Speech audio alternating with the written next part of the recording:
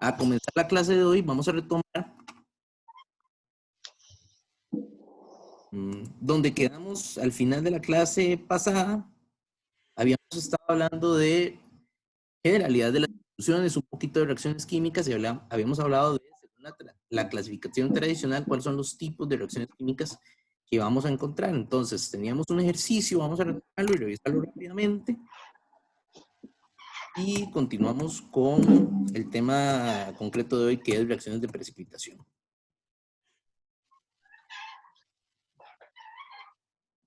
Entonces, teníamos este ejercicio que ahí tenemos 6 reacciones químicas, vamos a clasificarlas según el método tradicional. Recordemos que el método tradicional tiene 5 categorías, que son las reacciones de, primeramente,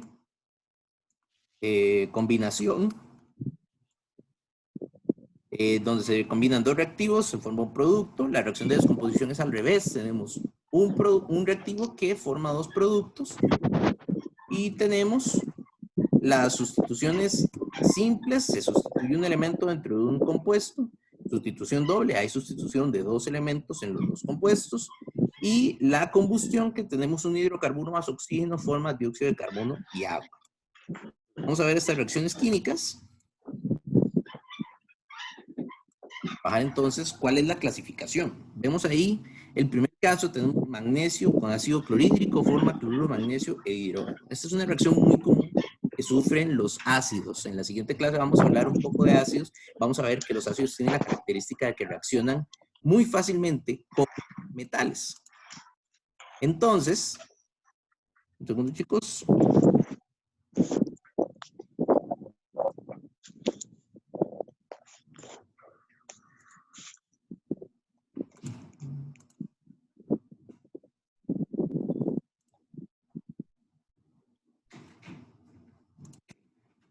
Escuchaban unos micrófonos por ahí.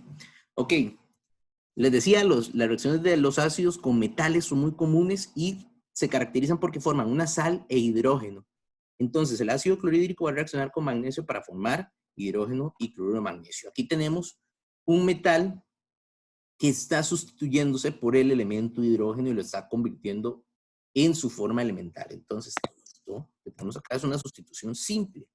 Solo un elemento se está sustituyendo dentro de la fórmula química. Un caso como el que tenemos abajo, que es el carbonato de plata, está convirtiéndose en 3 productos diferentes: plata, dióxido de carbono y oxígeno. Esta es una reacción muy fácil de identificar. Siempre que tenemos un reactivo que forma varios productos, es una descomposición. El reactivo se está descomponiendo, separando en los elementos que lo forman. Tenemos nitrato de plata con bromuro de potasio, reaccionando para formar bromuro de plata y nitrato de potasio. En este caso, tenemos la plata, que ahora pasa a formar un compuesto con el bromo, y el potasio pasa a formar un compuesto con el nitrato. Entonces se trata de una reacción de sustitución doble. Estas nos van a interesar mucho para la clase de hoy, la reacción de sustitución doble. Observamos este caso de acá, la cuarta reacción química. Ahí tenemos este compuesto C4H10. Esas nomenclaturas son orgánicas, no las vemos en el curso, pero esto se llama butano, reaccionando con oxígeno. Chicos, ¿quién se anima a decirme qué tipo de reacción química es esa? De combustión, de combustión. Una combustión, exactamente, gracias. La combustión se identifica muy fácil porque estos 2 productos siempre van a estar presentes, CO2 y agua. Puede que en algunos tipos de combustión en específico encontremos algunos reactivos adicionales, algunos productos adicionales. Por ejemplo, si ustedes recuerdan lo que hicimos en el laboratorio cuando trabajamos con el mechero, vimos que cuando hay una combustión incompleta se forma otro producto aparte de esos, que es el carbono sólido, el hollín. También se puede formar monóxido de carbono. Entonces, esos productos pueden variar en algunos casos, por lo que siempre va a estar presente el dióxido de carbono y agua. En el quinto caso, tenemos nitrógeno con hidrógeno, forma el compuesto amoníaco, nuevamente. 2 reactivos, un solo producto, se trata de una combinación de elementos. Entonces, ahí tenemos, eso era combustión, eso era combinación. Y vamos con esa última, tenemos sulfato de aluminio con nitrato de bario, para formar aluminio y sulfato de bario. Entonces, chicos, ¿alguno también que me ayude ahí con eso? Tenemos dos compuestos y dos compuestos. Sustitución doble. Sustitución doble. Exactamente, chicos, sustitución doble. Vean que aquí también, eso es otro detalle interesante que observar. Este tipo de reacciones, metales se sustituyen con metales. Por ejemplo, el aluminio se está sustituyendo con metal. Y los no metales o los aniones poliatómicos se están sustituyendo entre sí. Entonces, es otra manera de poder identificar ese tipo de reacciones químicas. Muy bien, chicos, no sé si tienen dudas con esta parte.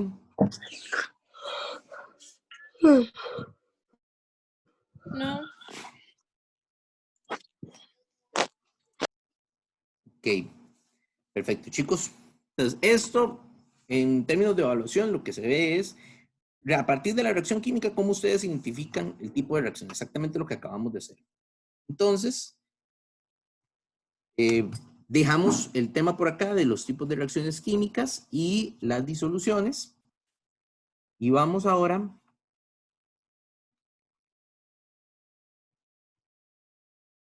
a comenzar con el tema que va a ser nuestro centro de interés hoy, que son las reacciones de precipitación. Como hablamos en la clase anterior, este tema lo vamos a dedicar a las reacciones en disolución acuosa o en estado acuoso. Es decir, todas las reacciones que vamos a ver son reacciones de sustancias que están disueltas en agua. Entonces, ¿por qué son tan comunes las reacciones en disolución acuosa? ¿Por qué son tan importantes que las estudiemos? Primeramente, porque en la naturaleza abundan las reacciones en disolución acuosa y eso se debe a dos motivos principales.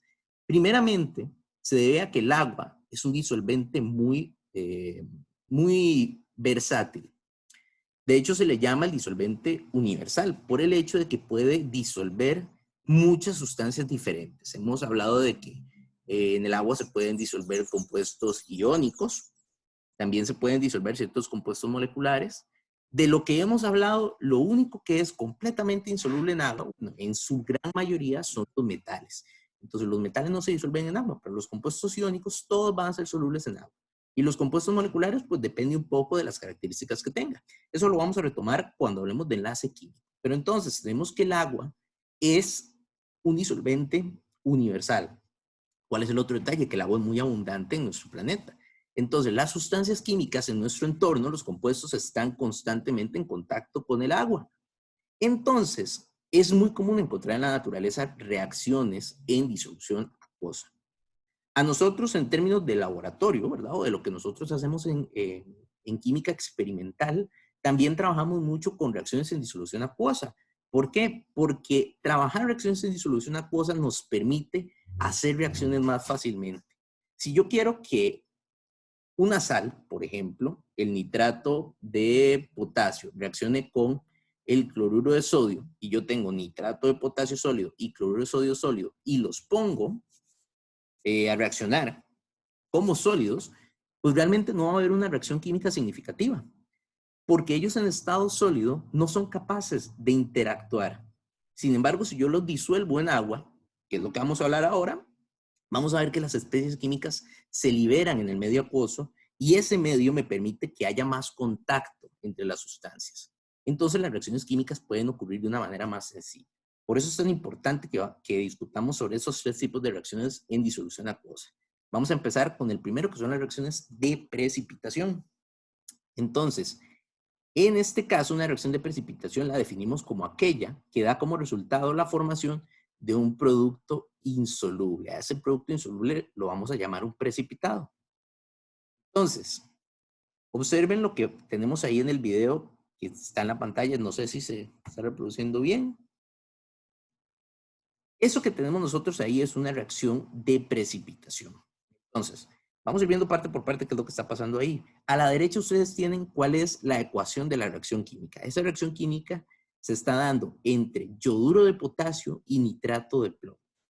Nosotros los tenemos acá en la ecuación. Ojo, muy importante, los dos compuestos están en disolución acuosa. Recuerden que esa letra AC entre paréntesis que está en la esquina inferior derecha acompañando a los compuestos quiere decir que están disueltos en agua. Entonces vamos a tener esos dos compuestos disueltos en agua. Cuando reaccionan, van a formar dos productos. Van a formar, por un lado, nitrato de potasio y por otro, yoduro de plomo. Importante, observemos que esa reacción es una reacción de sustitución doble. Potasio pasa a estar ahora con el anión nitrato y el plomo pasa a estar con el anión yoduro. Entonces, se forman dos productos por sustitución doble. El detalle es este. Observen esa sustancia que estamos marcando en rojo. Resulta que de esos productos, el nitrato de potasio es soluble en agua. Entonces, se va a mantener en disolución acuosa, pero el yoduro de plomo es insoluble en agua. ¿Qué quiere decir que sea insoluble? Que entonces no va a poder permanecer disuelto en el agua.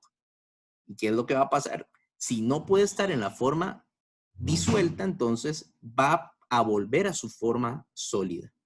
Entonces, esta sustancia que nosotros vemos ahí en rojo, el yoduro de plomo, va a estar presente como un sólido. Voy a repetir la reacción química otra vez para que la vuelvan a ver.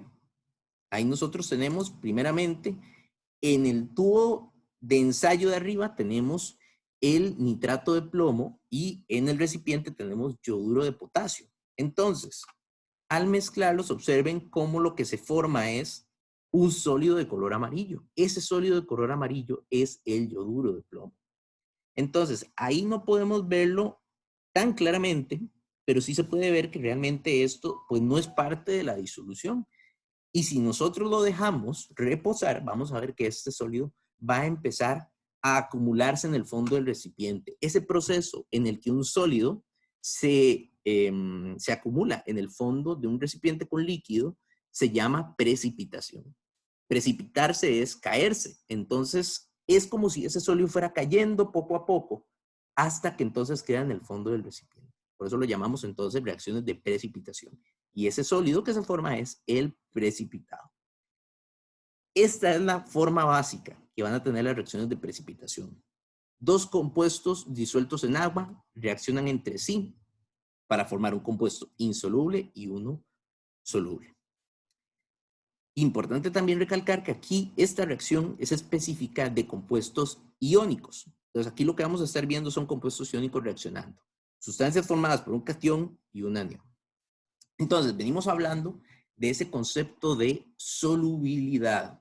¿Qué es insoluble y qué es soluble? Entonces, ¿cómo sabemos qué es soluble y qué es insoluble? ¿Y qué implica que algo sea soluble o insoluble?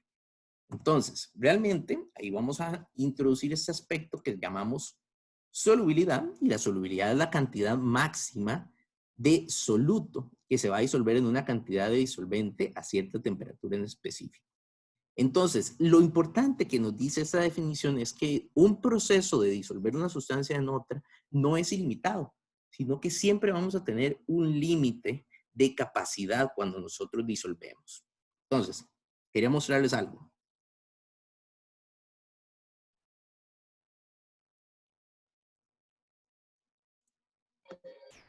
Profe, Sí, perdón, una pregunta.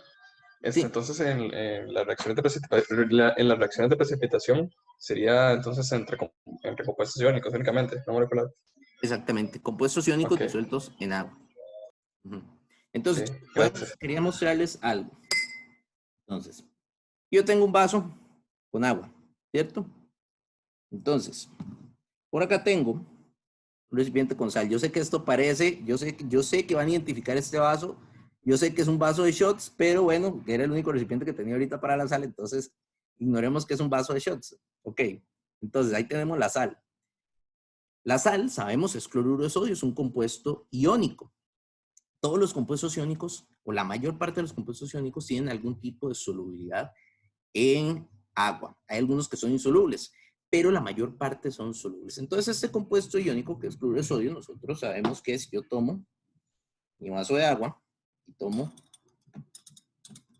una cantidad pequeña de cloruro de sodio, yo la coloco en el vaso del agua,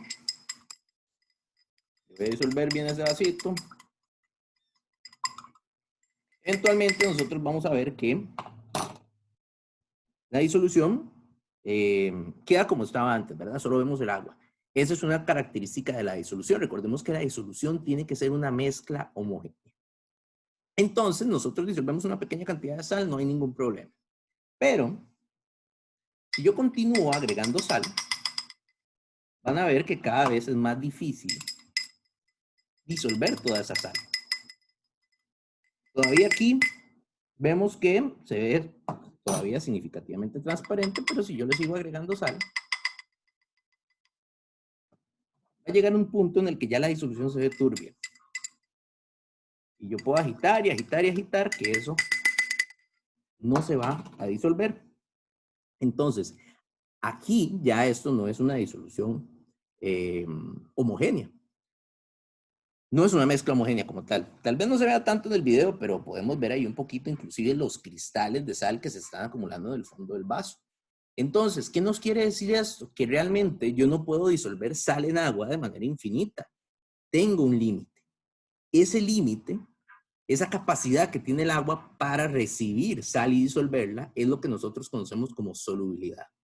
Entonces, todo disolvente, como el agua, tiene una capacidad para disolver, y todo soluto, que es lo que se está disolviendo, tiene una cierta también capacidad límite para disolverse en el agua. ¿Cómo funciona la solubilidad? Básicamente ya llega un punto en el que no hay más espacio en las moléculas de agua para disolver o para romper esos cristales iónicos. Entonces ya no se disuelve más y se mantiene como un sólido. Esa es la base de ese concepto de solubilidad. Ahora, volviendo a lo que teníamos en la presentación,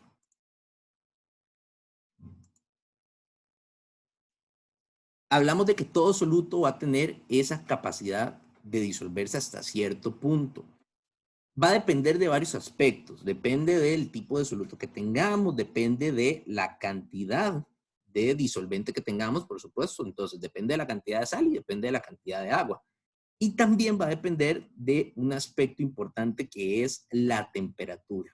Nosotros nos vamos a centrar de momento en hablar de solubilidad de compuestos sólidos en agua, que es lo que nos interesa para las reacciones de precipitación. Cuando hablamos de gases, ya se complica un poco el asunto. Entonces todo esto que vamos a discutir es específico para sólidos que se disuelven en agua, o también líquidos que se disuelven en agua.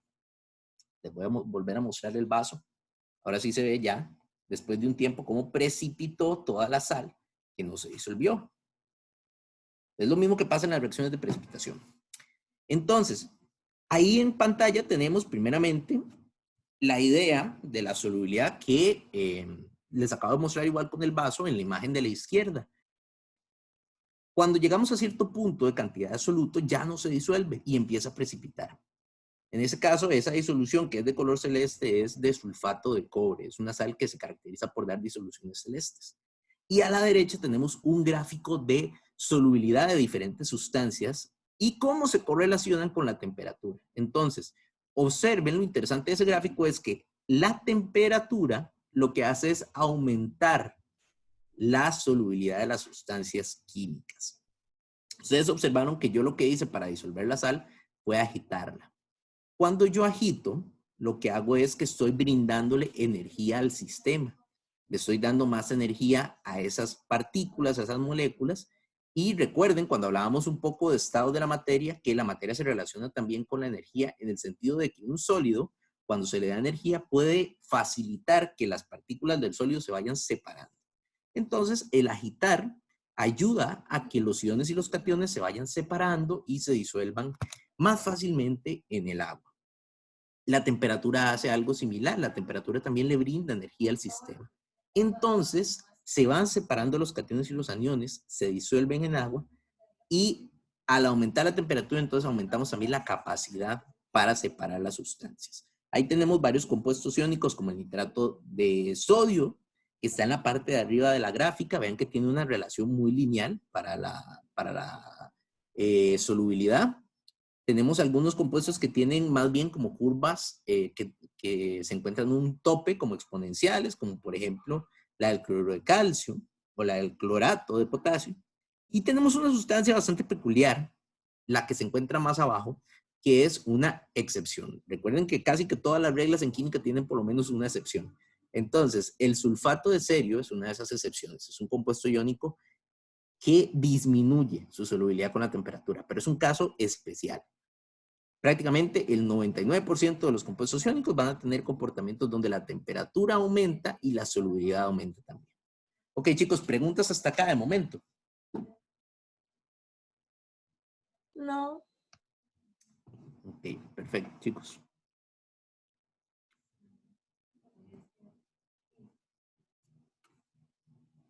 Ok, entonces retomamos, ahora ya entendiendo ese aspecto de solubilidad, retomamos con las reacciones de precipitación y vamos a discutir ahora sobre cómo sabemos nosotros si una sal es soluble o no en agua. Existen un conjunto de reglas que llamamos reglas de solubilidad de compuestos iónicos. Entonces ahí tenemos esa tablita. Y en la tablita tenemos compuestos que son solubles, insolubles y tenemos algunas excepciones para cada caso. Entonces vamos viendo rápidamente cómo podemos identificar nosotros esos conceptos de manera sencilla. Entonces, primero, los compuestos que son solubles. Los compuestos que son solubles. En este lado tenemos los compuestos que son siempre solubles. ¿Qué tenemos por ahí? Compuestos que tengan iones de metales, perdón, iones de metales alcalinos, como litio, como sodio, como potasio, rubidio, cesio. Todo lo que sean metales alcalinos siempre son solubles en agua. Y tenemos también a los compuestos que tienen ion amonio. Vean que aquí no hay excepciones. Todos los compuestos que tengan metal alcalino son solubles en agua. Nitratos, bicarbonatos y cloratos también son solubles en agua, sin excepciones. Luego llegamos a los haluros, sustancias que tengan estos aniones, anión cloruro, anión bromuro o anión yoduro. Todos son solubles a excepción de estos tres. Los halogenuros de plata, los haluros de mercurio y los haluros de plomo son insolubles. Por aquí nos vamos a encontrar con el plomo, que nos recuerda la reacción que vimos anteriormente. ¿Recuerdan cuál era el nombre de la sustancia que no se estaba disolviendo? La sustancia amarilla. Yoduro de plomo. Exactamente, era yoduro de plomo. Entonces, plomo con yodo forma sustancias que no se disuelven en agua. Los sulfatos también tienen algunas excepciones. Aquí son más. Aquí tenemos los tres de arriba, ¿verdad? Plata, mercurio y plomo. Y a eso les vamos a agregar calcio más 2, bario más 2 y estroncio más 2. Esas sustancias son entonces insolubles en agua. Por el otro lado tenemos ahora sustancias que son insolubles en la mayor parte de los casos. Cuando ustedes vean aniones como carbonato, como fosfato, como cromato o como sulfuro, son insolubles a excepción de aquellos que cumplan con las reglas de arriba, como por ejemplo los metales alcalinos y amonio, que siempre tienen que ser solubles. Más allá de eso, todos son insolubles. Luego tenemos hidróxido. El hidróxido es insoluble a menos de que esté nuevamente con metales alcalinos, que sabemos que van a ser todos solubles, o que esté con bario. Resulta que el hidróxido de bario sí es una sustancia soluble. Entonces, esta tabla es nuestra guía para saber si una sustancia es soluble o no en disolución acuosa. Ok, entonces, Sí, una pregunta, profe. sí, Entonces, sí. clorato de plomo sí es soluble, pero cloruro de plomo no lo es. Clorato de plomo sí es soluble, pero cloruro de plomo no es soluble, exactamente. Exactamente. Todavía a estas alturas, chicos, nosotros no nos vamos a poner a discutir por qué el clorato sí es soluble y por qué el cloruro no. Realmente, pues eso nos lo vamos a dar un poquito para inorgánica, que ya ahí sí nos vamos a meter de lleno con termodinámica de las disoluciones. Pero básicamente, estas reglas se explican por tamaños. Lo vamos a dejar así. Dependiendo del tipo de tamaños que tengan los iones, eso es lo que define si una especie es soluble o no. Entonces resulta que el plomo, por su tamaño, es más soluble con el clorato, pero no con el cloruro. Entonces, son ese tipo de cosas que ocurren, pero vamos a dejarlo hasta ahí. Estas reglas realmente, pues no vamos a tener que memorizarlas de momento. Realmente en los exámenes, generalmente, bueno, en los exámenes cuando los hacíamos presenciales, se les daba la tabla para que ustedes se guiaran y buscaran los compuestos. Ahora el examen va a ser virtual, entonces ustedes van a tener la tabla a mano. Entonces, lo importante es saber cómo usarla, cómo identificar los diferentes tipos de compuestos. No sé si tienen preguntas, más preguntas con esta parte. No. ¿Estamos bien? Ok. Sí.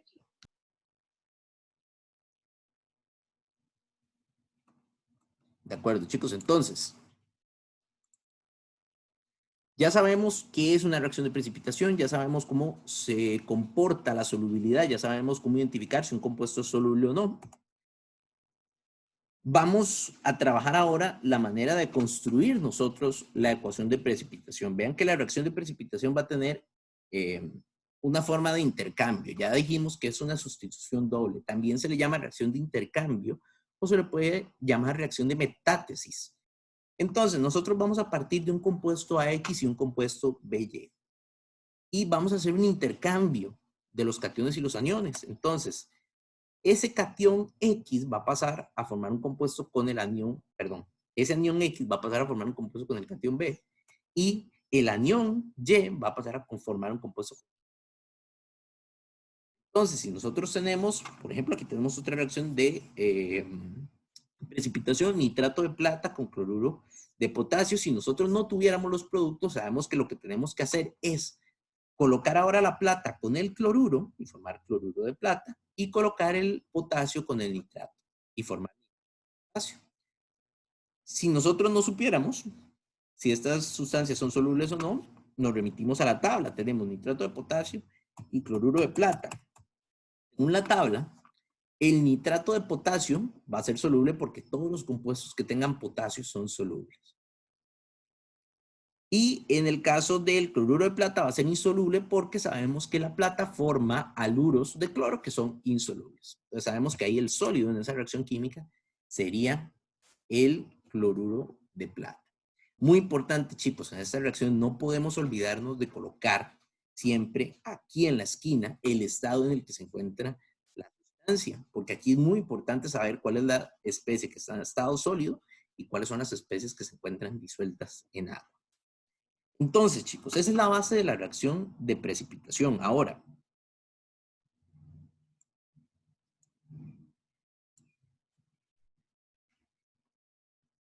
primero voy a tomar un pantallazo en este momento porque nos solicitaron tomar una foto de todos ahí en el chat.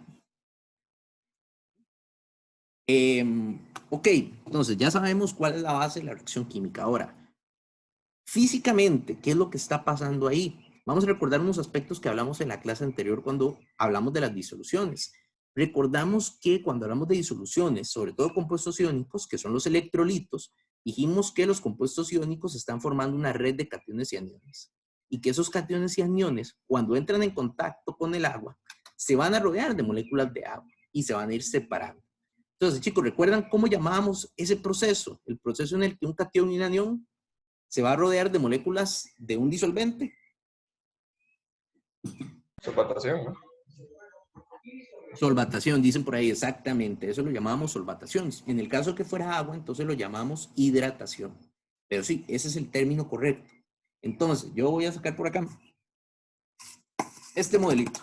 Entonces, este modelo es básicamente la representación que nosotros tenemos de un compuesto iónico. Son varias esferas que están formadas en una red. Aquí tenemos cationes y aniones combinados. Entonces, estos cationes y aniones ya definimos en la clase anterior que en una reacción, perdón, que en un proceso de disolverse, el agua va a venir, va a empezar a rodear estas especies y las va a empezar a separar. Entonces, pensemos en que nosotros teníamos ahí, en el caso anterior, teníamos nitrato de plata y teníamos cloruro de potasio. Entonces, el agua viene y empieza a rodear las redes cristalinas de esos compuestos y los empieza a separar. Entonces, vamos a empezar a tener por aparte cationes y aniones. Ahí tendríamos dos tipos de cationes, cationes plata y cationes potasio, y tendríamos dos tipos de aniones, aniones cloruro y aniones nitrato. Entonces, de tener esto, una red ordenada, vamos a pasar a tener esto, las especies sueltas en disolución acuosa. Entonces, cada uno de estos cationes y aniones se va a rodear de moléculas de agua. Pero el detalle es este, chicos. Recuerden que yo les había dicho que el catión en disolución acuosa es muy estable porque está rodeado de muchas moléculas de agua que están interaccionando electrostáticamente. Igual pasa con los aniones, son muy estables en disolución acuosa. Entonces, realmente, cuando esa red se rompe, Alejandra, ¿tenés una pregunta? Sí, perdón.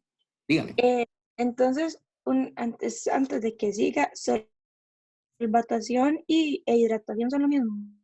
Solvatación es el proceso en el que la especie se rodea de moléculas de disolvente. Si ese disolvente es agua, que va a ser la mayoría de los casos, lo llamamos hidratación. La hidratación es igual a la solvatación cuando tenemos agua como disolvente. Ese es el detalle. Ok. ¿Listo? Gracias, profe. Perfecto. Sí. Entonces, teníamos estos cationes y aniones rodeados de moléculas de agua.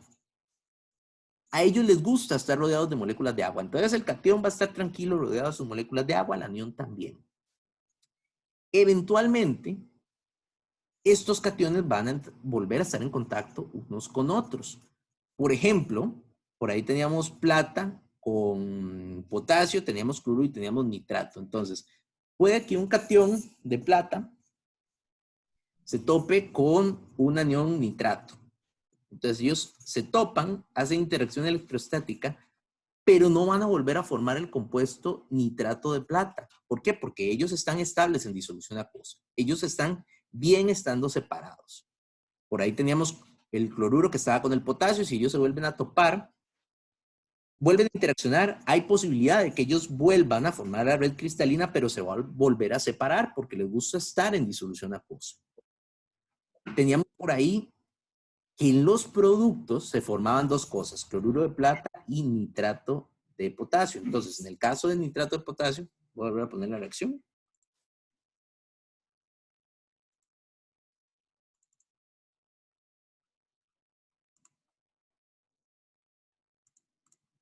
En el caso del nitrato de potasio, nuevamente el catión potasio que anda por ahí se va a encontrar con el anión nitrato. Pueden formar compuesto, pero nuevamente el agua va a hacer que se separen y las va a estabilizar. ¿Cuál es el único compuesto que va a volver a formar una red cristalina? El cloruro de potasio. Ahí sí, si el anión cloro se topa con el anión plata, ahí sí forman una red otra vez y forman el sólido.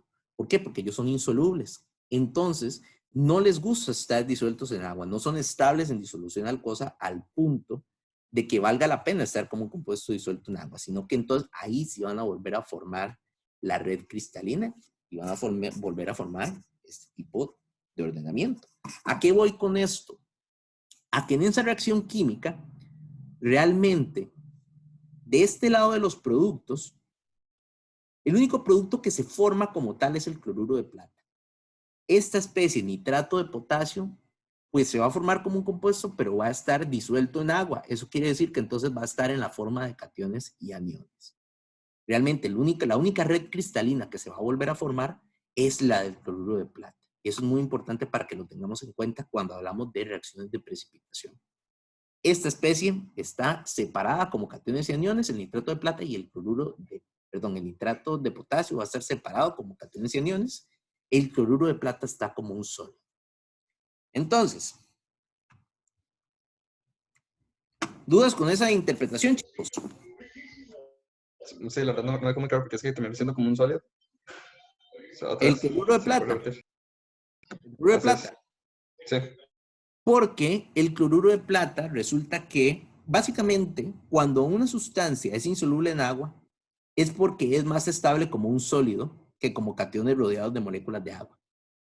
Ese es el principio básico. Entonces, ¿qué quiere decir que el cloruro de plata esté como un sólido? Que realmente él no gana estabilidad, no le gusta estar rodeado de moléculas de agua. Entonces prefiere estar como un sólido, es más estable rodeado de cationes y aniones en una red cristalina. Por eso es que el cloruro de plata no se queda en disolución acuosa. Aquí es donde entra la tabla anterior, ¿verdad? Con los caloros. Exactamente, Ok. exactamente. Entonces, Ok. todos los compuestos de la tabla anterior que ustedes vean que son insolubles es porque son más estables como un sólido que en disolución acuosa, es decir, que rodeados de moléculas de agua.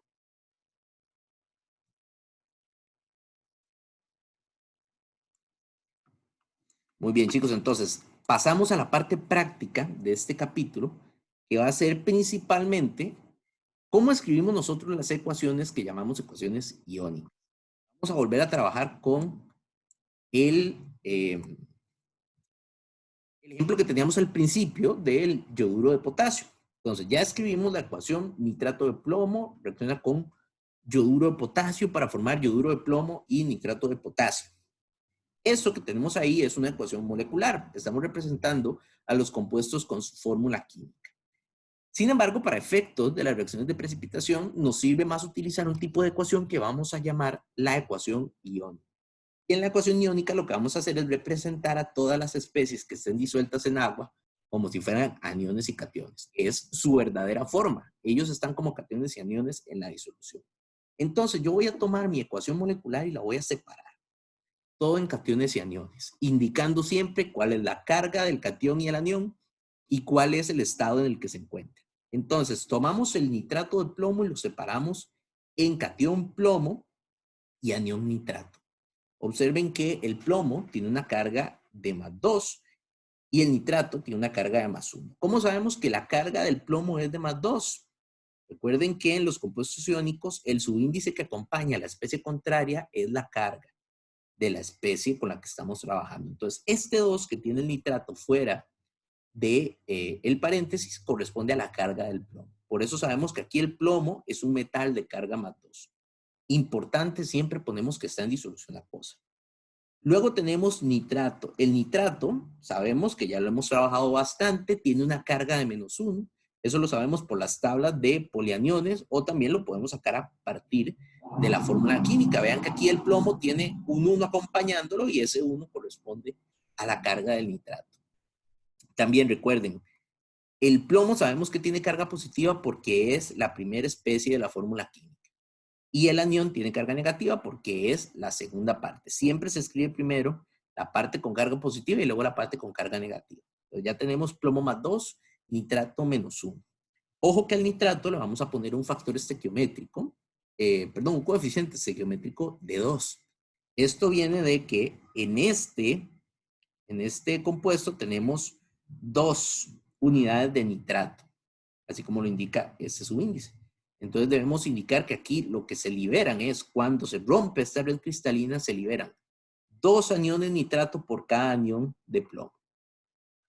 Pasamos ahora al siguiente compuesto. Vamos con el yoduro de potasio.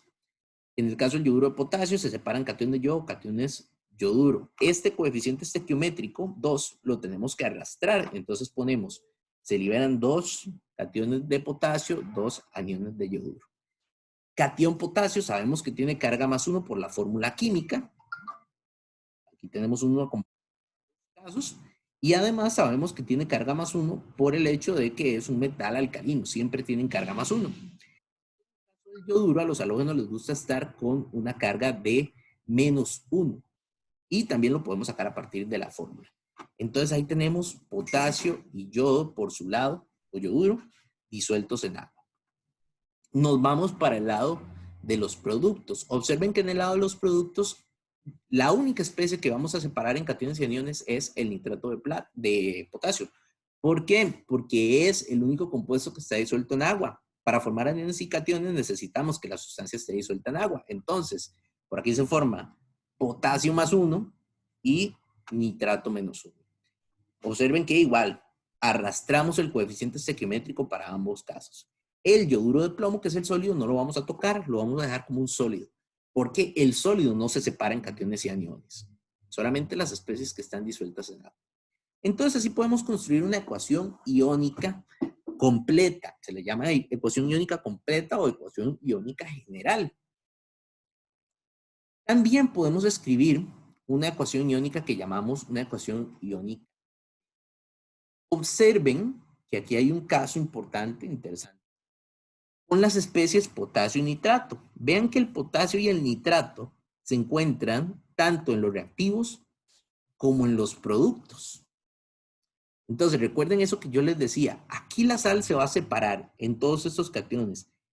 El nitrato y el potasio se van a encontrar, pero realmente no van a formar un sólido, sino que se van a mantener en disolución acuosa. ¿Eso qué quiere decir? Que estos cationes, potasio y nitrato, realmente no están cambiando en la reacción química. Los tenemos iguales en los reactivos y en los productos. Entonces, como no intervienen directamente en la reacción química, los vamos a llamar iones espectadores. ¿Verdad? Un espectador, como una persona que va al teatro a ver un show, entonces está expectando, está viendo nada más. Esos iones solamente están viendo el proceso que ocurre entre el yodo y el plomo, no están afectando Entonces, esos iones espectadores, como están igual en los reactivos que en los productos, nosotros podemos cancelarlos. Entonces, podemos quitar el nitrato y el plomo de esta reacción química y escribir una ecuación iónica neta, solamente con las especies que están involucradas. El yoduro y el plomo matoso. Para formar yoduro de plomo. Entonces, así escribimos ecuación molecular, ecuación iónica y ecuación iónica neta. Entonces, chicos, esta es la parte práctica que vamos a encontrar con más frecuencia en este capítulo. Identificar, primeramente, cuáles son las especies que no son solubles y también identificar cómo escribimos nosotros la ecuación iónica neta. Entonces, vamos a trabajar un poco esta parte de escribir ecuaciones iónicas netas.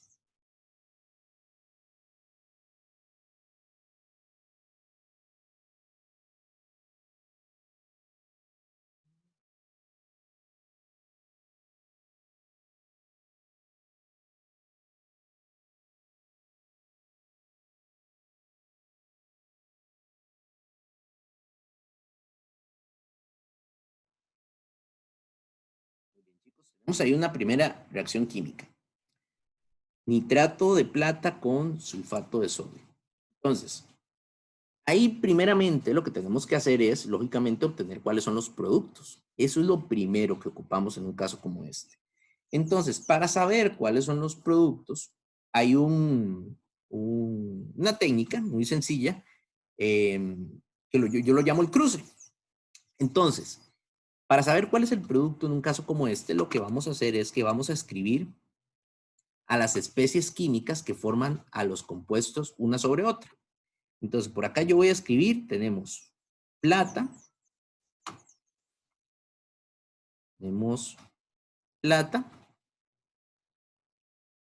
con el nitrato.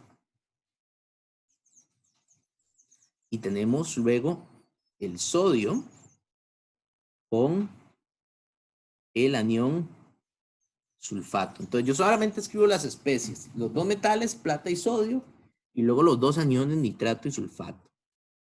Luego voy a completarlos con las cargas. Entonces, de aquí fácilmente puedo saber la carga del sodio. La carga del sodio es un metal alcalino, entonces siempre va a ser +1. Por aquí sé que el nitrato generalmente también tiene solo un estado, y la plata, pues no sabemos, no estamos seguros porque puede tener un estado o varios estados. Entonces, los demás es más fácil sacarlos a partir de la fórmula química. Nos vamos aquí al nitrato de plata. Sabemos que el nitrato siempre tiene una carga de -1. Entonces, si aquí lo que tenemos es un 1 en la plata, aquí también en el nitrato deberíamos tener un 1 correspondiente al estado de oxidación de la plata. Entonces, la plata está como un catión +1. Entonces, ya completamos los metales y tenemos el nitrato. ¿Qué pasa con el sulfato? También nos vamos a la fórmula química. Si no recordamos cuál es la carga del sulfato, venimos aquí y vemos el subíndice del sodio, vemos que es un 2, quiere decir que el sulfato tiene una carga de -2. Y ya una vez nosotros tenemos escritas las especies de esta manera, lo que vamos a hacer es que vamos a combinarlas de manera diagonal. Es decir, aquí el sodio va a combinarse ahora con el nitrato y la plata va a combinarse ahora con el sulfato. Entonces, si queremos escribir los productos que se formarían en ese caso, serían plata con sulfato, sulfato de plata.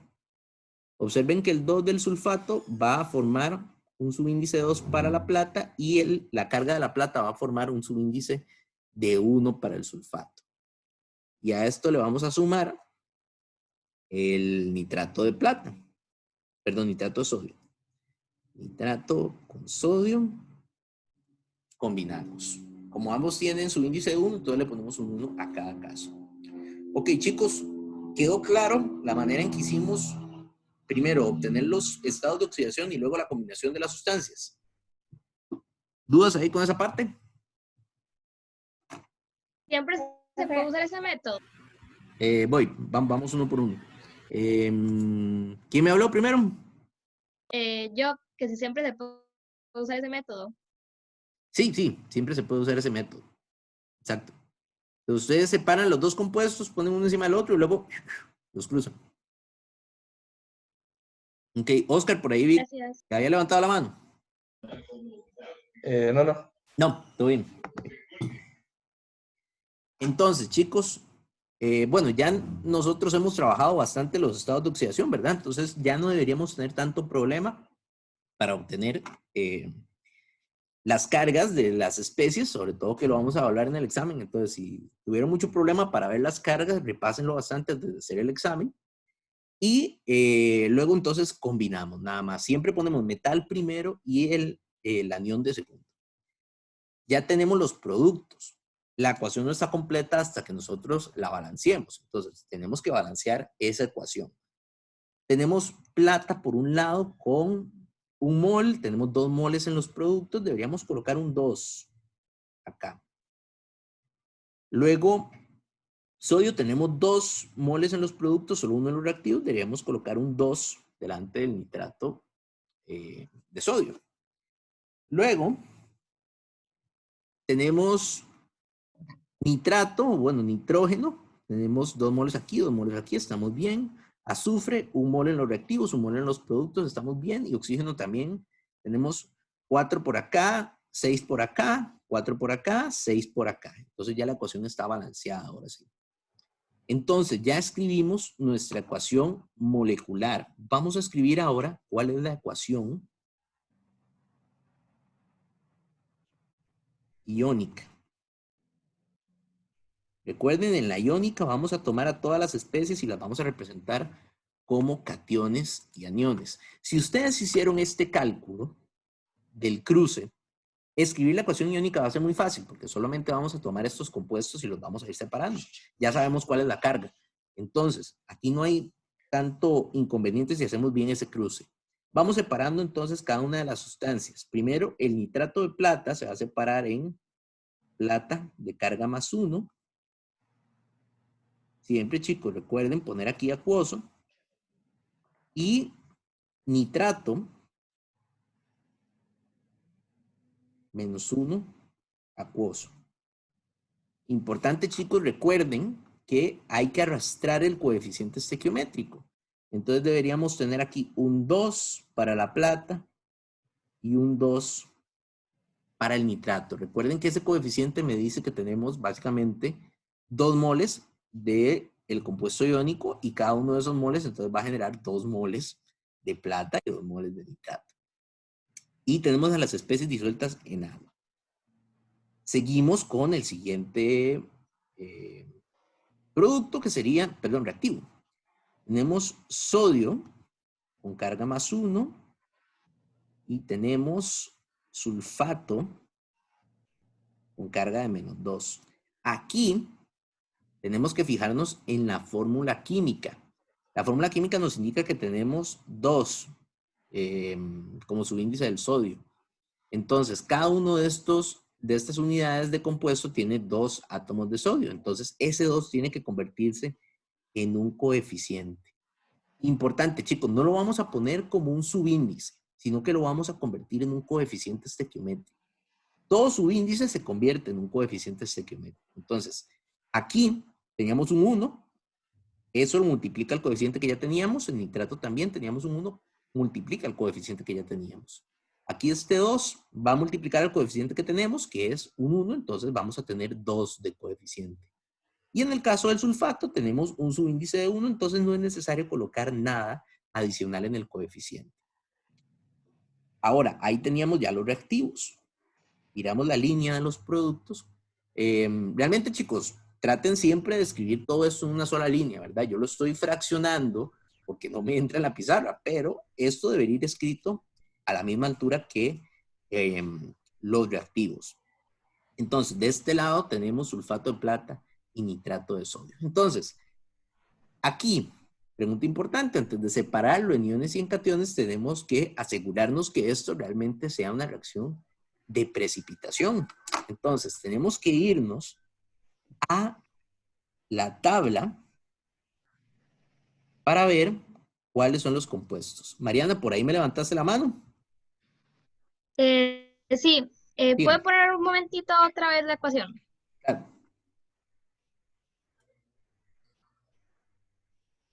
Sí.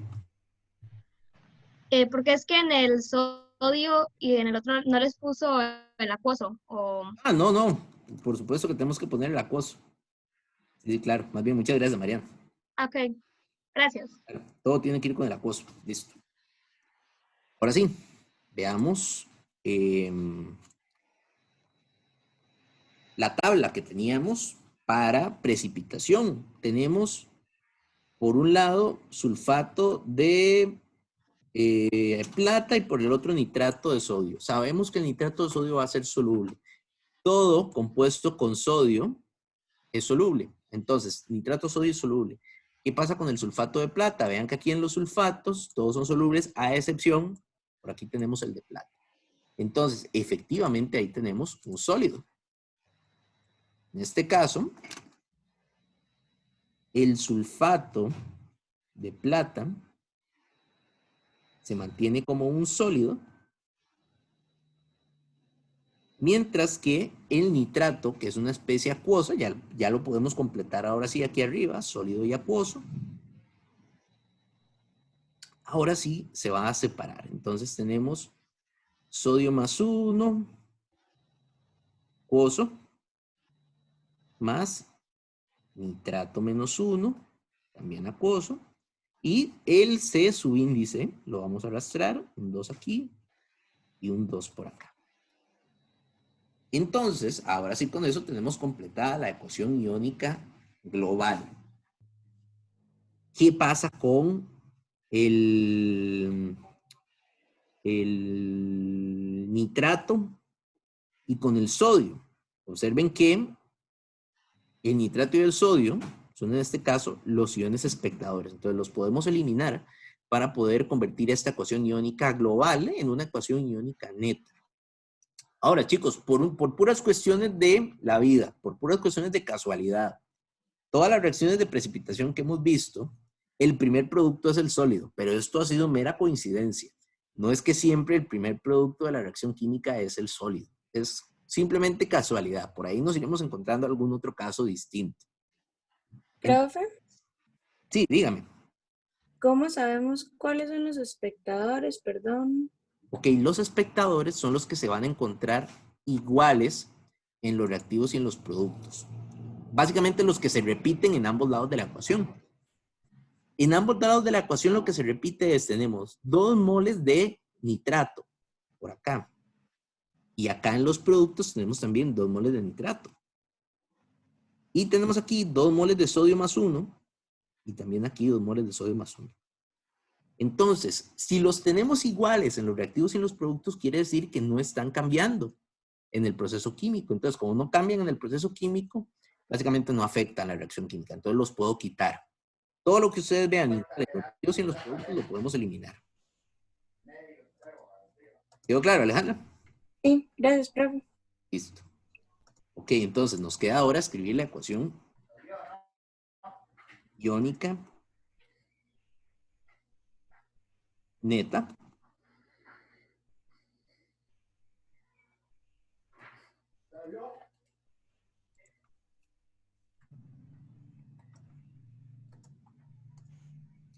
Y aquí, para la ecuación iónica neta, entonces tomamos 2.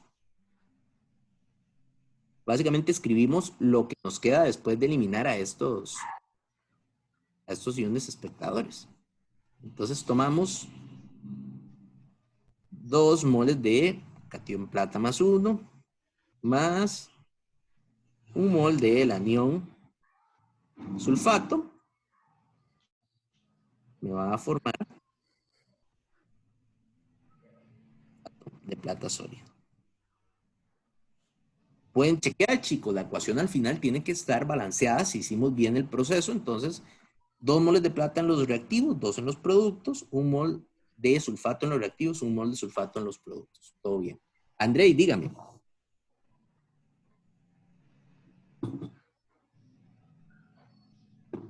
Andrei, por ahí vi que levantó la mano.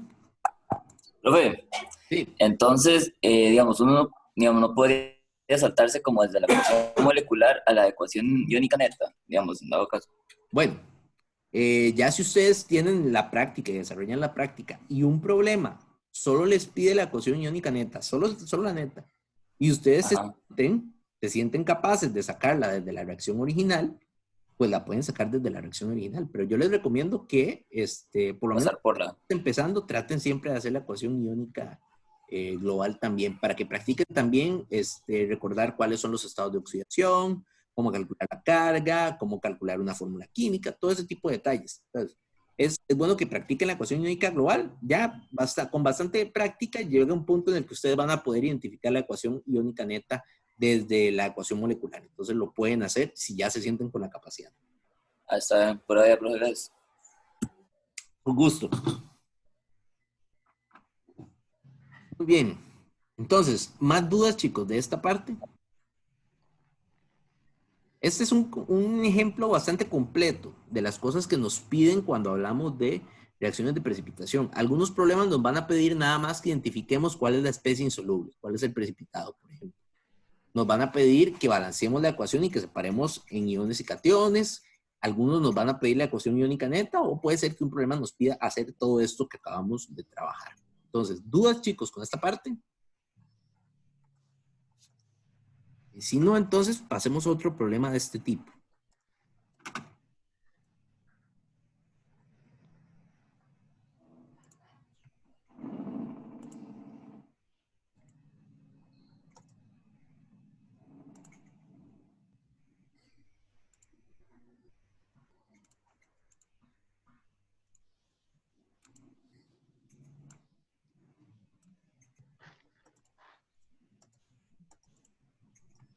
Ok. ¿Sí están viendo la pizarra? O sea, ¿sí se ve claramente la pizarra? Sí. Ok, perfecto, gracias.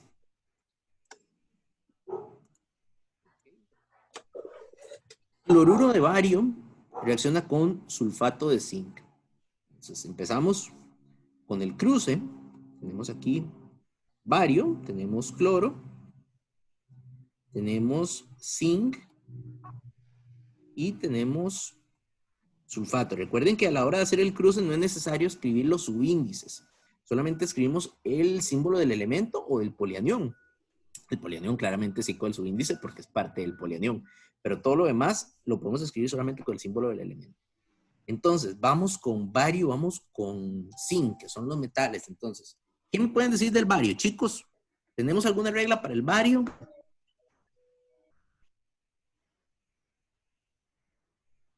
¿Qué tenemos? ¿Qué podemos sacar a partir de esa fórmula? Anda por ahí, no sé si, yo creo que es que no le baje la mano. Esto. Vario tiene un número de oxidación de -2, ¿no? Bario tiene el número de oxidación de +2, exactamente. Mario, ¿iba a aportarnos algo? En que el bario era una excepción de la tabla de antes, ¿no? En términos de compuestos solubles, sí. Entonces tenemos que tenerle cuidado de una vez al bario. Y en términos de carga, como nos dicen, entonces tenemos carga +2. +2 porque es un metal alcalinoterio, todos los metales alcalinoterios tienen carga +2. Y si no, lo sacamos de la fórmula, aquí tenemos un 2. Entonces ya podemos trabajar un poco con el cloro. Si el bario aquí es 2 y aquí tenemos un 1, entonces cloro esperaríamos que fuera -1. Vamos ahora con zinc y sulfato. ¿Qué pasa ahí con zinc y sulfato? ¿Alguno tiene idea de cuáles son las cargas ahí? Si no me equivoco, ambos son +2. Ok, eso +2. No, más 2 es el Bueno, sí, El porque zinc. es un sulfato 2. de este. Ajá. El zinc. El sulfato. Sí, ambos son 2. Ahora, ¿por qué? Básicamente el sulfato, podemos saberlo de memoria que el sulfato es carga -2, lo acabamos de ver en el caso anterior. Pero aquí en la fórmula no tenemos un 2. Eso solo ocurre en el caso del que el zinc tenga el mismo estado de oxidación. Entonces podemos asegurarnos de que zinc está como una especie con carga +2. Perfecto. Entonces, chicos, ya estamos ahí con cargas. Vamos a hacer el cruce. Tiramos por acá. Tiramos por acá. Y eso nos va a dar los productos sulfato de bario vean que aquí el bario, como tiene carga de 2 y el sulfato también tiene carga de 2, los índices se cancelan. Entonces no es necesario poner subíndices aquí a estas especies. Queda así de esa manera. Y por el otro lado tenemos al zinc, que se combina con el cloro. Aquí el cloro le va a pasar un subíndice de 1 al zinc y el zinc le va a pasar un subíndice de 2 al cloro. Y ahí quedamos con las especies. Ahora podemos ver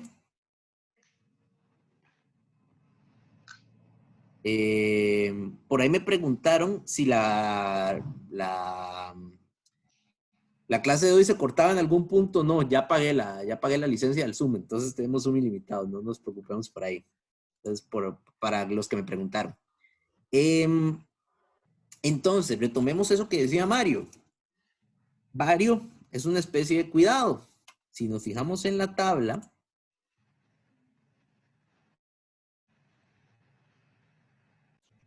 en el caso de los sulfatos, una de las excepciones también es el bario más 2. Entonces, esa especie es insoluble. Por ahí teníamos cloruro de zinc.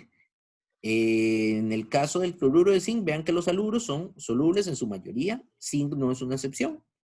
Entonces, podemos estar seguros de que aquí el sólido, el precipitado que se forma es el sulfato de bario y el cloruro de zinc se mantiene en disolución acuosa.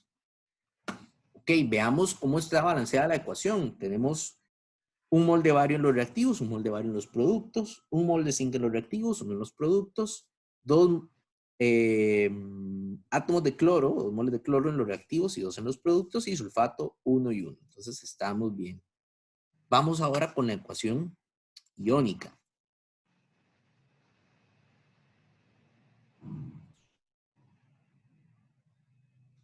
En términos de la ecuación iónica, comenzamos con bario, tiene carga más 2, está en estado acuoso, y está acompañado de cloro, carga menos 1, estado acuoso.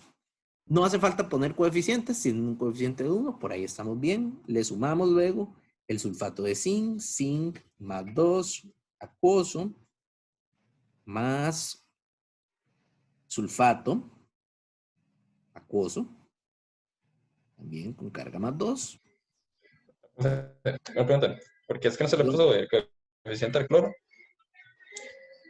Voy. ¿Por qué no se le puso el coeficiente al cloro? Ah, sí, claro, claro. Hay un detalle aquí, si el cloro tiene que llevar un 2 porque es el subíndice. Tiene toda la razón. Okay. Sulfato es menos 2. Entonces ya tenemos bario más 2, cloruro menos 1, zinc, y tenemos sulfato. Aquí zinc y sulfato no tienen coeficiente, no tienen subíndice, estamos bien por ese lado con la ecuación. Vamos con los productos. Productos. Y el zinc y el sulfato no sí deberían tener porque se cancelan los coeficientes, ¿no? Digo, los números de oxidación. O sea, zinc tiene 2 y sulfato tiene 2. Sí, pero no deberíamos ponerle coeficiente, porque aquí en la fórmula no tiene subíndice. Entonces no es necesario. A menos de que el subíndice sea explícito en la fórmula, se le pone el coeficiente. Si fue que los cancelamos, entonces no es necesario colocarlo. Okay, gracias. Entonces, ahí en el caso del sulfato de bario, ese va a ser el sólido, no lo vamos a separar. Y, por otro lado, la suma continúa con el cloruro de zinc, se separaría en zinc más 2, acuoso, y cloruro menos 1 acuoso. Al cloruro aquí el subíndice es de 2, entonces debemos colocarle un 2 aquí en la fórmula.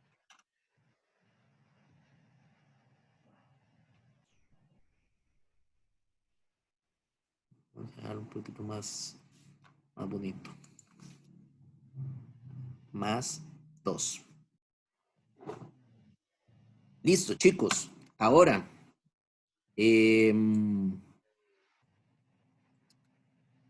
ecuación iónica neta está completa. Vamos bien con el balance. Parece haber la misma cantidad de especies en ambos lados.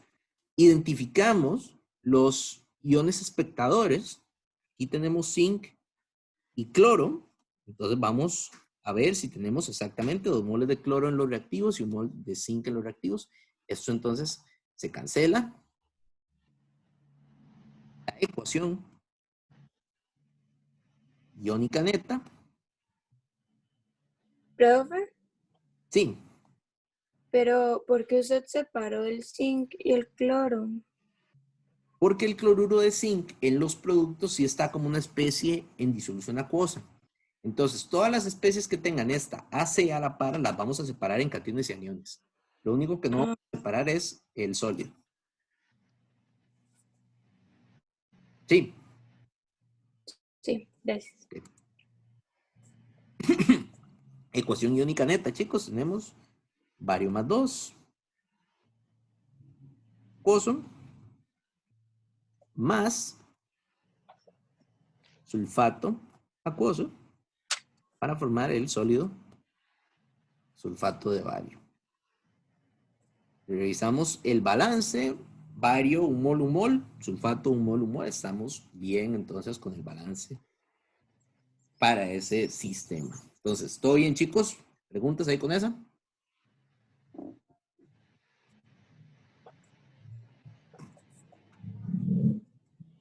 Ok. Practiquemos una más. Eso también les sirve por si están practicando un poco también estados de oxidación para el examen. Y ahí vamos practicando un poco.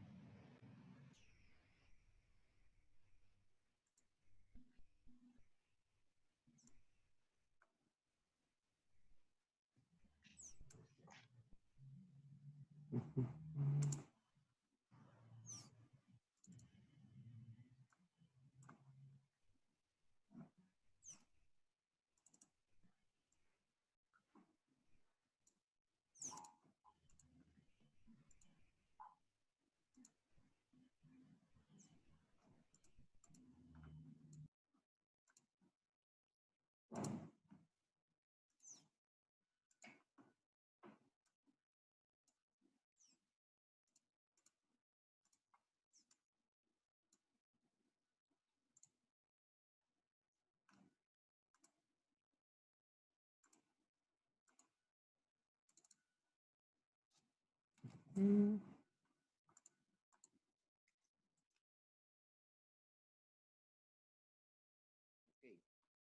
este caso C tenemos esa primera especie, ¿qué nombre le pondríamos? Carbonato Ujú. de amonio, ¿no? Exactamente, sí, muy bien, Cheris, carbonato de amonio. Entonces, carbonato de amonio con cloruro de calcio. Separamos acá cationes y aniones. En este caso, recuerden que esto, NH4, es un catión. Entonces, en las especies tendríamos NH4 con el carbonato y tendríamos calcio y cloruro. Fijémonos en la fórmula química. Vean que en este caso, en el caso del carbonato, este 2 que se le está poniendo al amoníaco corresponde a la carga del ion carbonato. Entonces, carbonato tiene una carga de -2. Amoníaco está poniéndole un 1 al carbonato, entonces debería tener una carga de +1. Por ahí tenemos carbonato de amonio y luego en el caso del cloruro de calcio. Calcio, ¿qué estado de oxidación suele tener, chicos? 2. Dos. +2, exactamente. Entonces, tenemos +2 y cloruro sería -1 porque le está poniendo aquí un 1 al calcio. Todo en orden, hacemos el cruce. Amonio con cloro, carbonato con calcio. Vamos a formar cloruro de amonio. Ojo la fórmula aquí de cloruro de amonio. Ambos tienen 1, entonces no debería ponerse ningún subíndice. Cloruro de amonio. Y por el otro lado tenemos carbonato y calcio. Aquí entonces calcio, carbonato. Observen que ambos tienen carga de 2, entonces deberíamos poner un 2 aquí, pero se cancela y queda la fórmula así como está. carbonato de calcio.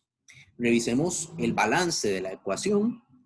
Tenemos por acá, en el caso del calcio, el metal, tenemos un mol de calcio en los reactivos y uno en los productos, estamos bien. Vamos ahora con los no metales. Cloro, observen que cloro tenemos 2 en los reactivos y 1 en los productos, deberíamos colocar aquí un coeficiente de 2. Y en el caso del amoníaco lo podemos balancear como un policatión, en este caso 2 de amoníaco aquí en los reactivos, 2 de amoníaco en los productos, todo en orden. Y nos queda por ahí el oxígeno, que tenemos 3, bueno, el carbonato, carbono con oxígeno, 3 de oxígeno, 1 de carbono. En los reactivos, 3 de oxígeno, 1 de carbono en los productos. Entonces, así estamos balanceados. Ahora, para terminar de completar ahí esa ecuación molecular, vamos a las tablas de solubilidad. Entonces, chicos, a partir de la tabla de solubilidad que les tengo ahí en pantalla, ¿qué me pueden decir ustedes del cloruro de amonio y el carbonato de calcio? El cloruro de amonio sí es posible que sea soluble. Cloruro de amonio es posible que sea soluble. ¿Qué pasa Y con el los carbonato no se puede porque es insoluble. Es insoluble. Ok, el carbonato es insoluble. Entonces, verifiquemos. Aquí tenemos ion amonio. Todo lo que tenga ion amonio es soluble. Entonces, ion amonio con cloruro de amonio es soluble. Los carbonatos generalmente suelen ser insolubles. La excepción que es alcalinos y amonio no aplica en este caso porque tenemos un metal alcalino térreo. Entonces, el compuesto insoluble es el carbonato de calcio. Sólido. Y aquí tenemos acuoso. Esa reacción química es interesante. Observen ahí unos detalles. Vean que el amoníaco, carbonato, es insoluble casi en todos los escenarios, pero con el amoníaco se solubiliza, porque todas las sales de amoníaco son solubles. Entonces, de aquí pasamos de una sal de amoníaco soluble, perdón, de una sal de carbonato soluble a una sal de carbonato insoluble. Y este compuesto, carbonato de calcio, como un precipitado, es de hecho un compuesto muy significativo para nosotros en química. Podemos ver el carbonato de calcio representado mucho en procesos químicos a nivel industrial, para que hablemos un poco de química industrial de una vez. Resulta que en la industria hay muchos problemas con el carbonato de calcio. Resulta que el agua que nosotros utilizamos para los diferentes procesos, el agua que tomamos inclusive, viene muy cargada de calcio. Entonces, también hay otras especies que tienen carbonatos. El carbonato sobre todo viene en el agua en la forma de ácido carbónico, que es un ácido muy débil. Cuando el carbonato se mezcla en cantidades significativas con el calcio, entonces se empieza a formar carbonato de calcio que es insoluble. Esto es un problema a nivel de las industrias porque las tuberías se empiezan a llenar de sólido. Se empieza a hacer un recubrimiento en las tuberías de esta especie, que es el carbonato de calcio. Entonces, a nivel del agua que se utiliza en las industrias, esto se llama dureza del agua. Ustedes van a hablar más de la dureza del agua en analítica. La dureza del agua es cuánto calcio, y también hay otra especie por ahí que es el magnesio, cuánto calcio y cuánto magnesio tiene el agua. Entre más dura es el agua, más posibilidades hay de que forme incrustaciones en las tuberías. Entonces eso lo que hace es que obliga a las industrias a estar cambiando las tuberías o limpiándolas, y eso es un costo de dinero. Entonces generalmente lo que se hace es que se busca trabajar con aguas que no sean muy duras para no generar muchas incrustaciones de carbonato de calcio en los procesos. Eso también puede pasar en las tuberías, puede pasar en los sistemas de reacción, puede pasar en las bombonas para también reacciones de químicas o mezclado. Entonces es muy importante manejar a nivel industrial bien las aguas que traen mucho calcio y mucho carbonato. Shadis, ¿me iba a decir algo? Profe, una pregunta, ¿cómo es que el carbonato, o sea, cómo se, yo sé que es con la tabla, que hay que buscar si el carbonato de calcio es insoluble, pero ¿me lo podría explicar? ¿Cómo lo sacamos de la No tabla? comprendo. Volvamos a la Ajá. tabla. Entonces, en el caso de la tabla, nosotros debemos buscar alguna de las dos especies, o el catión o el anión. En el caso del calcio, realmente aquí no tenemos ninguna información sobre el calcio en la tabla. Entonces es más fácil trabajar con el carbonato. Del carbonato aquí sí tenemos una información. Me dice que el carbonato está dentro de la categoría de insolubles. Entonces, todas las especies que tengan carbonato son insolubles, a excepción de las que tenemos aquí a la derecha, que son metales alcalinos y amonio. El calcio no es ni un metal alcalino ni amonio. Entonces, carbonato de calcio va a ser un compuesto insoluble. Entonces, así es como lo buscamos en la tabla. Busquen siempre alguna de las dos especies. Pueden buscar el catión o el anión, lo que les quede más sencillo según el caso. Y luego aplicamos la regla. Vemos si la especie acompañada del otro ion va a generar alguna excepción o si nos mantenemos con estas reglas. Todas estas primeras 4 columnas son compuestos solubles y las últimas 2 son compuestos insolubles. ¿Sí quedó claro, Shadis? Sí, profe, gracias. Perfecto. Ok. Y para cerrarles ahí la anécdota del carbonato de calcio, otro detalle importante del carbonato de calcio, resulta que esas incrustaciones de carbonato de calcio no solamente se generan a nivel industrial, sino que también se generan en nuestro cuerpo. Si han escuchado hablar alguna vez del fenómeno de las piedras en los riñones, eso se debe al carbonato de calcio. Si nosotros tomamos aguas que son muy endurecidas, que tienen mucho calcio, mucho magnesio, se empiezan a formar ese tipo de compuestos, carbonato de calcio, por ejemplo. Y el carbonato de calcio se empieza a acumular en los riñones conforme va pasando el proceso, ¿verdad?, de depuración del agua y liberación de orina del organismo. Se empieza a acumular ese carbonato de calcio en los riñones y puede empezar a formar precipitados. Y esos precipitados se van acumulando y forman pequeñas piedras. Lógicamente, como el tracto de la orina es muy pequeño, empieza a generar entonces dolores a la hora de expulsar orina porque la piedra está generando obstrucciones en los caños de la orina. Entonces, también hay que tener cuidado de tomar agua que no sea pues, muy dura.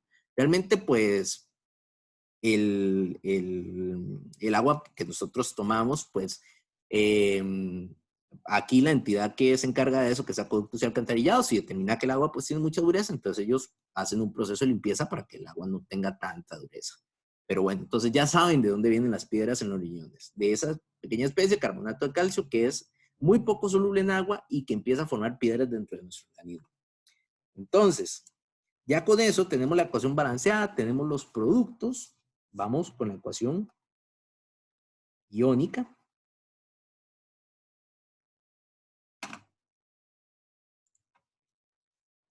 Comenzamos con el carbonato de amonio.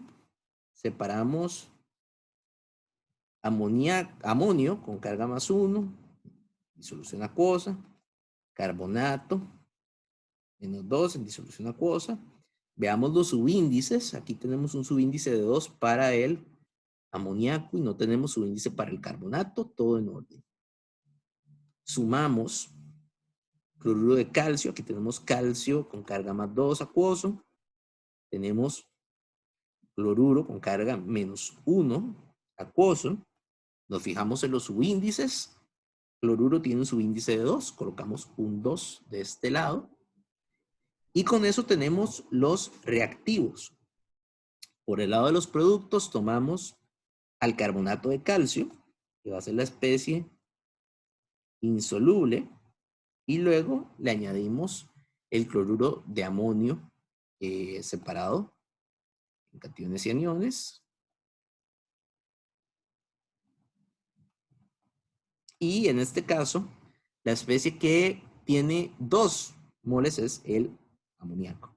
Entonces colocamos un 2 acá y el cloro no tenemos... Ah, bueno, sí, el cloro también porque es el mismo coeficiente estequiométrico. Entonces arrastramos ese coeficiente estequiométrico para las dos partes. Aquí identificamos ahora los iones espectadores. Tenemos por aquí amoníaco y cloruro y amoníaco son las especies que se van en estos casos. Mariana, sí, que levantas la mano. Profe, a la hora de poner, por decirlo así, los productos, hay que poner primero el sólido. No, yo lo hago porque estoy acostumbrado a poner el sólido, pero ustedes pudieron haberse... Pero puedo poner cualquiera. Exactamente, no hay ningún problema. Exacto. Y si pongo acuoso, sólido, acuoso, o no tampoco, o sí, o es No, muy no, importante. ustedes pueden ordenarlo como ustedes quieran. Poner acuoso, sólido, acuoso tampoco nos va a generar ningún inconveniente. Ok, Llevan el orden, todo bien. es más que todo para... Sí, no hay ningún problema. Gracias. Perfecto. Y con esto ya podemos escribir la ecuación iónica neta con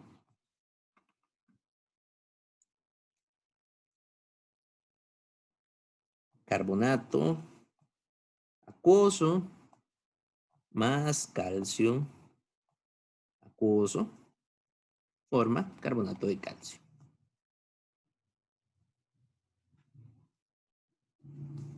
Y estamos ahí, chicos. Mario, sí, dígame.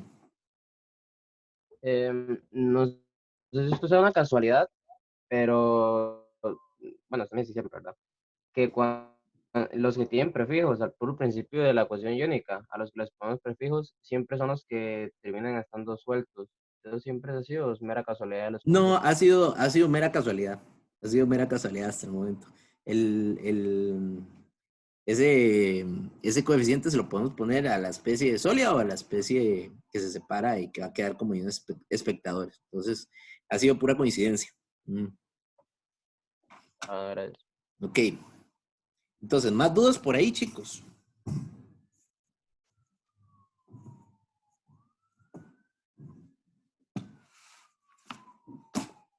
¿Estamos bien? Ok. Vamos a practicar un poco más. Vamos a hacer algunos ejercicios del libro.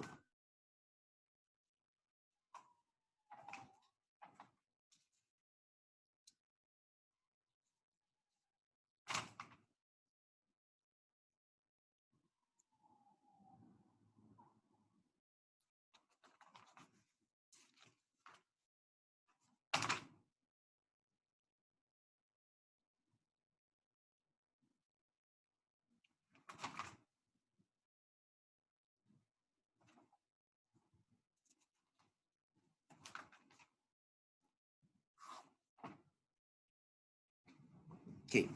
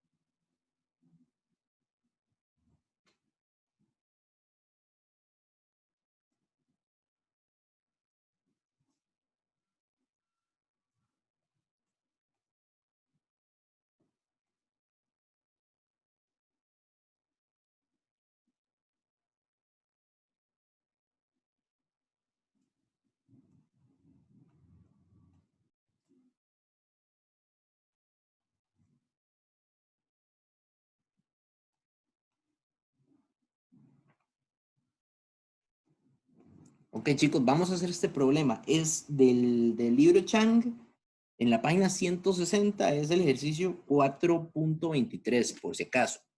Entonces, está interesante ese escenario, vean. Primero, la primera pregunta que nos indica el problema es, tenemos esos dos casos. Entonces, ¿en cuál de esos dos casos es más factible que ocurra una reacción de precipitación? Ese es el primer detalle. Entonces, chicos, ¿cómo hacemos ahí para determinar cuál de los dos escenarios es una reacción de precipitación y cuál no puede ser una reacción de precipitación? Lógicamente, tenemos que pensar entonces en la posibilidad de formar un producto soluble o insoluble en cada caso. Entonces, en esas dos reacciones químicas, chicos, analícenlas un poco, medítenlas y me indican en cuál creen ustedes que pueda ser una reacción de precipitación y cuál no. Entonces, si quieren, hagamos la votación por el chat. Ahí me ponen en el chat número 1, número 2, la que ustedes crean que puede generar una reacción de precipitación.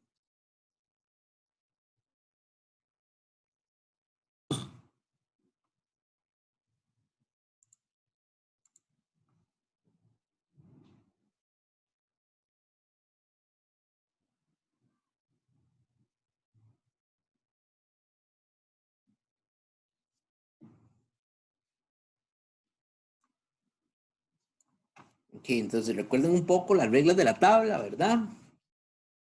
Identifiquen cosas que son siempre solubles, como los metales alcalinos, ¿verdad?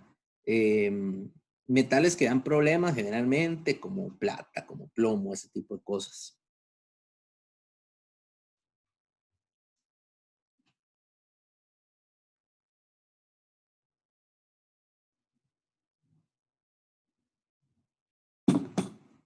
Excelente, chicos. Veo que ahí la gran mayoría, bueno, por ahí va la votación. Veo que la mayoría pone caso 2. Y están en lo correcto. El caso 2 es el que va a generar el precipitado. Vean que entre nitrato de sodio y sulfato de cobre, lo que se puede formar es sulfato de sodio, y eso va a ser una especie soluble. Todo lo que tenga sodio es un metal alcalino soluble. Y luego tenemos nitrato con cobre. Y también por ahí teníamos que todas las especies que tienen nitrato son solubles también. Entonces aquí no se puede formar nada insoluble. En cambio, en este caso, por aquí vamos a tener esta especie que es bien cabroncilla. Entonces ahí el bario genera problemas con los sulfatos. Es lo que tenemos acá en la tabla. Entonces, sulfato con bario va a generar sustancias insolubles. Entonces, la sustancia que es insoluble en este caso es la del sulfato de bario, el caso 2. Entonces, vamos a deshacernos de este caso. Vemos que no nos va a servir. Vamos a tomar este caso y vamos a trabajar. Vamos a escribir ahora sí toda la ecuación para este sistema. Tenemos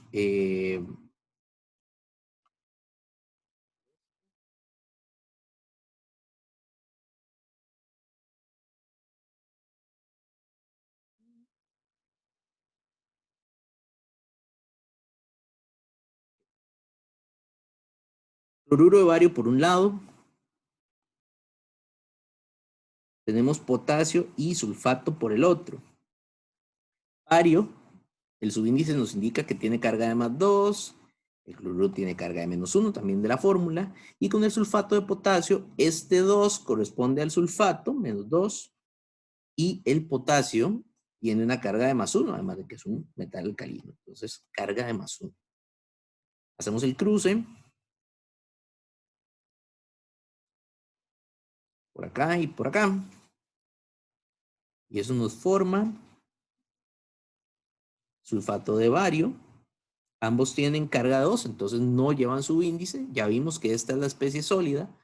Y cloruro de calcio, que va a ser una especie acuosa.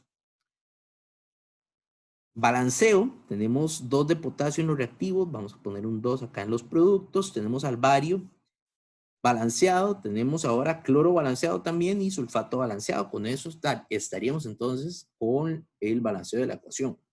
Ecuación iónica.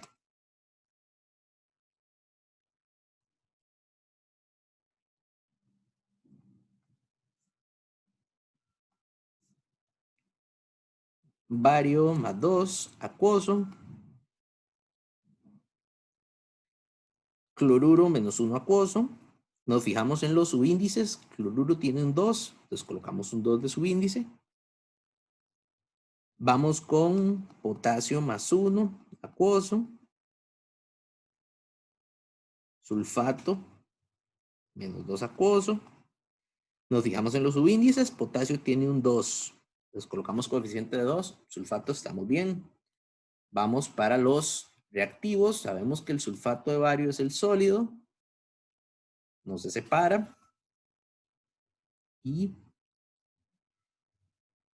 el cloruro de potasio tiene potasio más 1 y cloruro menos 1. Aquí nos fijamos, no tenemos subíndices, pero tenemos el coeficiente de 2 que tenemos que ponérselo a todas las especies del cloruro de potasio. Ahí tenemos la ecuación iónica neta, identificamos los espectadores ahora. Tenemos por acá estos dos espectadores que son potasio y cloruro, y tenemos aquí cloruro también igual en los reactivos y potasio igual en los reactivos. Se cancelan.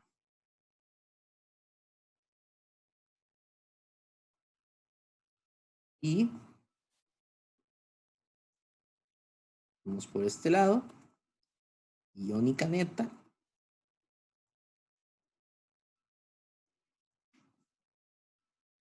Y cerramos con bario más 2, acuoso, más sulfato, menos 2, acuoso, forma el sulfato de bario sólido. Y con eso cerramos ahí el problema. Listo, chicos. Ok, ¿dudas que les hayan quedado con esta parte?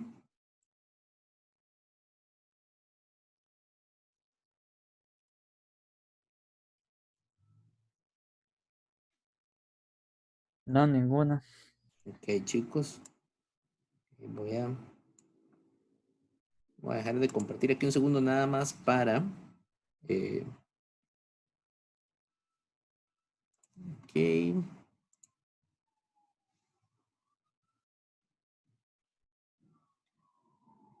Ok, un segundo, chicos.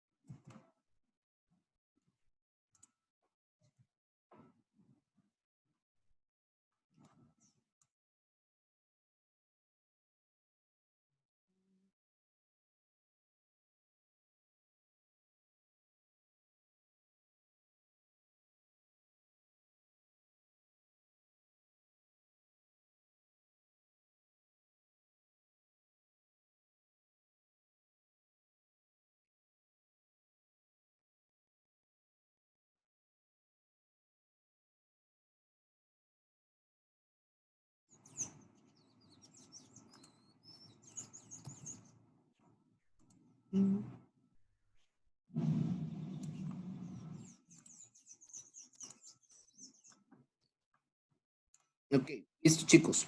Ok, si no hay dudas, entonces, chicos, terminamos por acá con el tema de precipitación. Y la próxima semana vamos a dedicar posiblemente una clase a los otros dos tipos de reacciones de ácidos y bases y las reacciones de oxidación y reducción. Y entonces quedamos por acá